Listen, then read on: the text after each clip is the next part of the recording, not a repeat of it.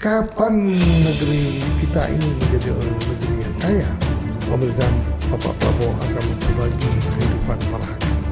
Mungkin juga kehidupan para abdi negara lainnya.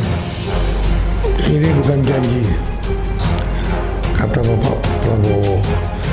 Kampanye udah berakhir, ini bukan kampanye. Ini merupakan keinginan Bapak Prabowo untuk memperbaiki dan menghilangkan korupsi di negara kita ini.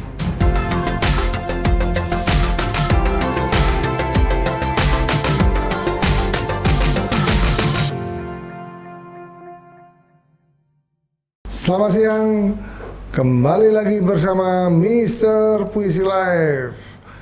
Untuk itu beragam cerita, beragam ulasan telah ditayangkan oleh Mr. Puisi Live. Kali ini sekali-sekali kita menayangkan betapa sedihnya orang-orang para pejabat di negeri ini. Sepertinya itu perlu kita bicarakan, terutama para abdi negara yang ada di kehakiman. Sebagai hakim adalah wakil suara daripada rakyat. Seandainya suara-suara rakyat itu tidak dapat membantu rakyat, betapa sedihnya negeri ini akan kacau balau. Semua hakim akan masuk angin karena tidak mampu makan secara wajar.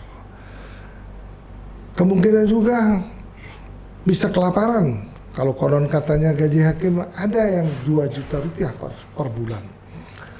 Luar biasa negeri ini.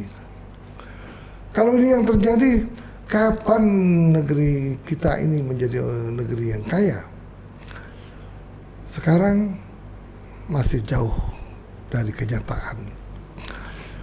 Terutama kita akan membahas mengenai hakim yang menangis karena tidak mampu membiayai sekedar untuk pulang kampung. Dan banyak juga akhirnya meminjam di pinjol. Itu kenyataan yang ada.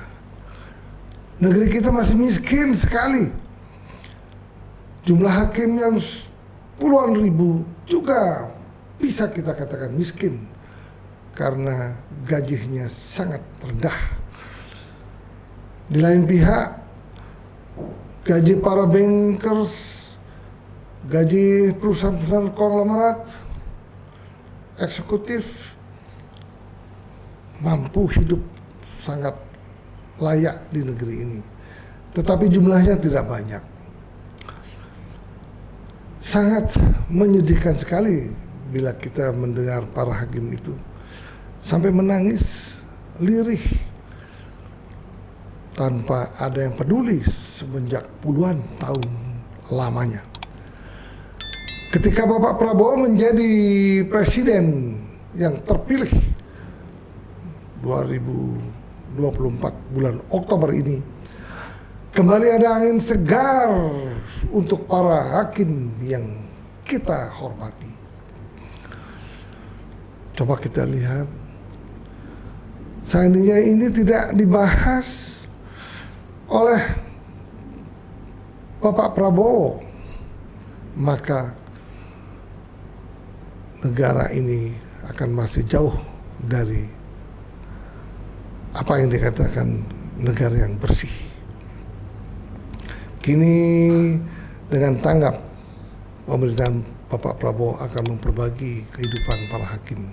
Mungkin juga kehidupan para abdi negara lainnya seperti Angkatan Darat, kepolisian. Terutama mungkin tahap pertama untuk memberantas korupsi, untuk hakim tidak masuk angin. Kelihatannya ini yang mungkin akan dievaluasi oleh Bapak Prabowo Subianto. Tetapi masalahnya hakim di negeri ini tidaklah sedikit jumlahnya. Saat ini mungkin kurang lebih ada 78.000 hakim yang aktif bekerja di negeri ini. Kalau yang wajar-wajar saja sehingga hakim itu tidak masuk angin, sebaiknya sih memang hakim itu dari yang paling rendah, karyawan paling rendah, hakim yang paling rendah sampai hakim tinggi, kelihatannya sangat wajar beliau-beliau itu mendapat salary, mendapat gaji per bulannya kurang lebih 10 sampai 75 juta per bulan. Ketika ini bisa dieksekusi, bisa dilaksanakan, percayalah, kehidupan masalah hukum-hukum yang ada di negeri ini akan berjalan dengan bersih dan tertib. Coba kita bayangkan, dari 78.000 hakim, kalau per orang rata-rata mendapatkan gaji, rata-rata ya, 10 juta saja dibutuhkan dana per bulannya 78 miliar rupiah. Yang sangat idealis adalah rata-rata mungkin 30 juta per bulan, maka dibutuhkan dana kurang lebih 234 miliar per bulannya. Apakah ini mungkin bisa dilakukan? Banyak orang mengatakan sangat mungkin dilakukan apabila pemerintah ini mampu bersih-bersih untuk mengamankan APBD, APBN, dan lain-lainnya. Percayalah, efisiensi ini bisa dialokasikan untuk penyesuaian gaji para hakim, para tentara, dan para kejaksaan dan kepolisian di negeri ini. Marilah kita bermimpi, mudah mimpi ini menjadi kenyataan, di mana program Bapak Prabowo ingin menyesuaikan gaji para hakim-hakim yang sangat menyedihkan apabila kita mendengar berita-berita di televisi mengenai masalah hakim ini. Baiklah, untuk itu dulu memperjelas apa yang terjadi di negeri ini.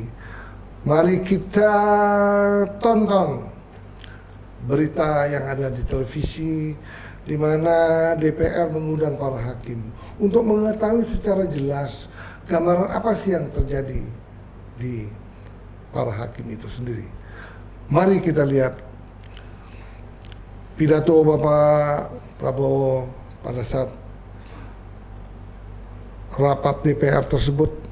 Tidak hadir, tetapi Bapak Prabowo mengirimkan pesan-pesan melalui pesan-pesan elektronik.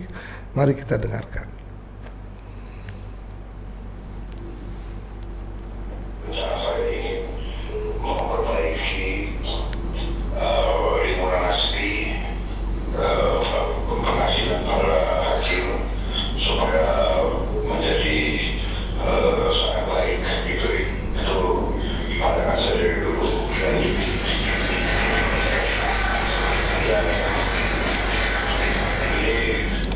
Ini bukan janji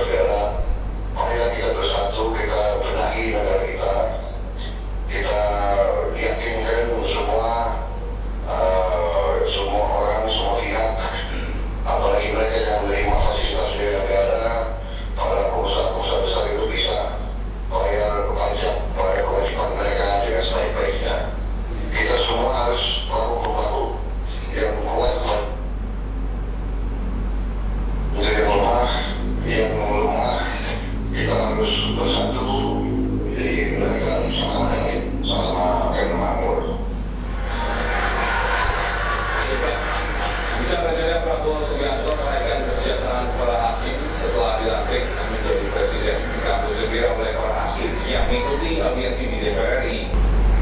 Ini bukan janji, kata Bapak Prabowo. Kampanye udah berakhir, ini bukan kampanye.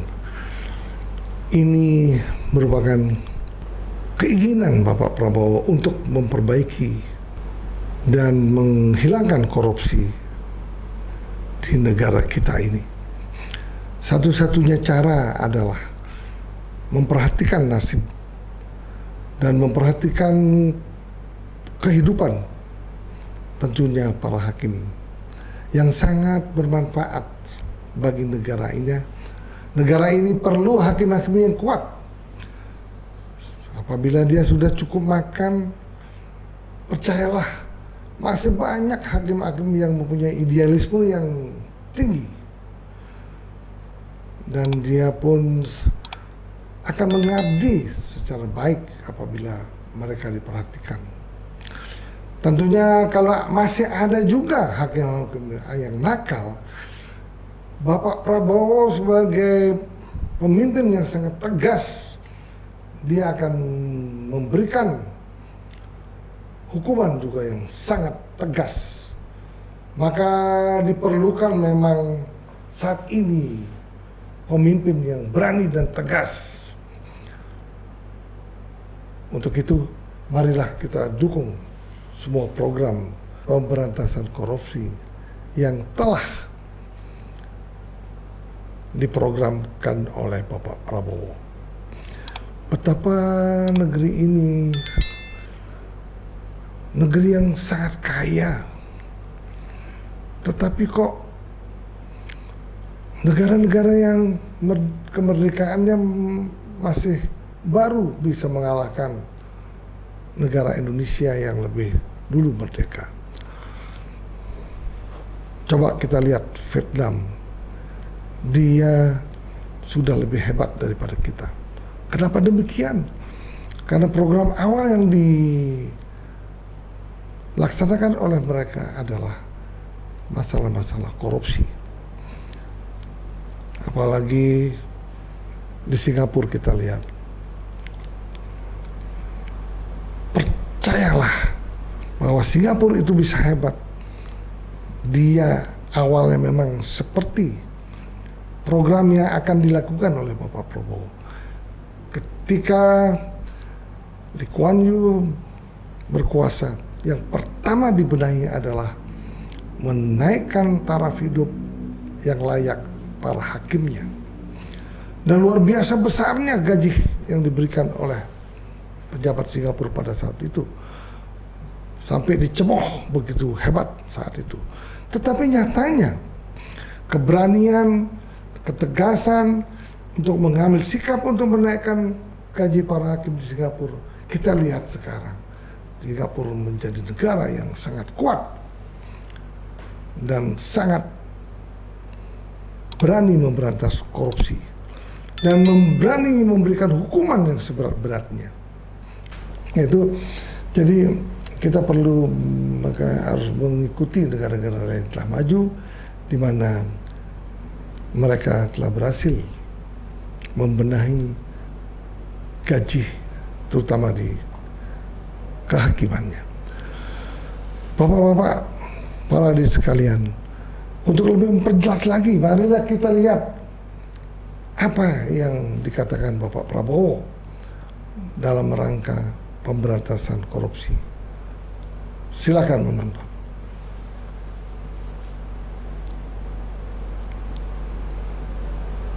Kerja keras, kita benahi organisasi kita, benahi sistem pendidikan kita, merit system, kita benahi hukum kita, peradilan kita. Salah satu kelemahan kita adalah sistem peradilan kita.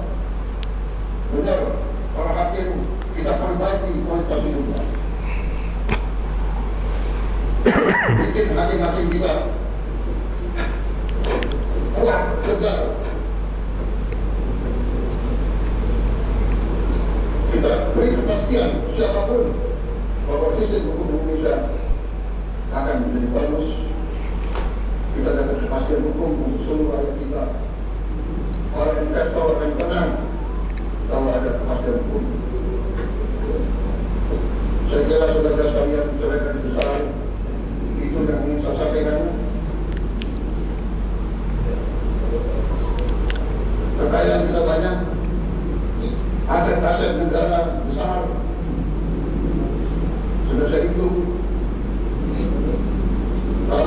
konsolidasikan semua kekayaan kita dalam manajemen yang baik.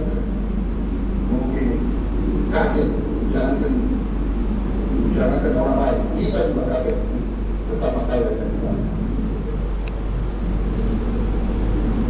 Kuncinya kita harus menjaga kekayaan kita. Kita harus mengurus kekayaan kita. Kita harus dengan prudent, dengan arif. Makanya BUMN tentang lihat BNI, Bank Perjuangan, semua hindaran. Uang yang saudara kelola adalah uang rakyat Indonesia. Setiap sen, setiap kredit harus dipertanggungjawabkan.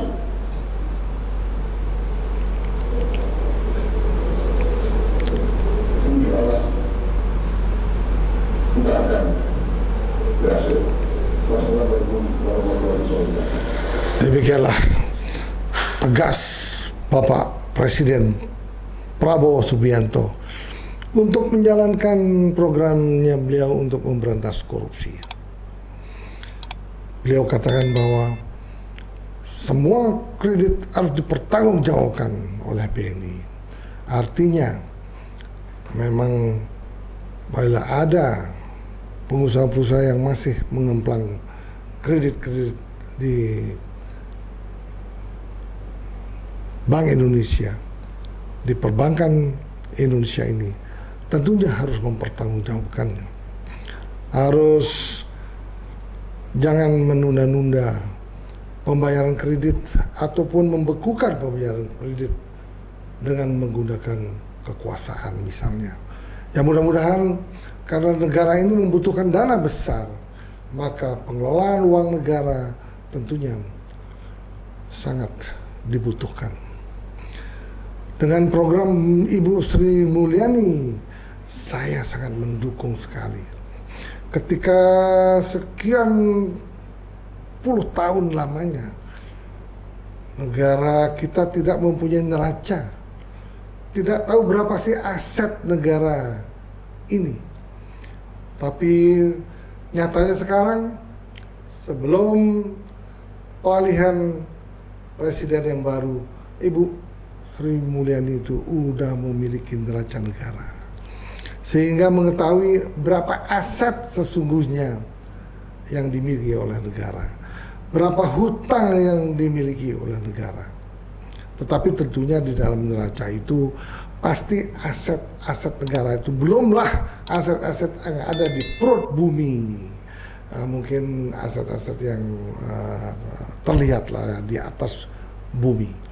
Mudah-mudahan apa yang dikatakan Bapak Prabowo itu benar-benar dilaksanakan.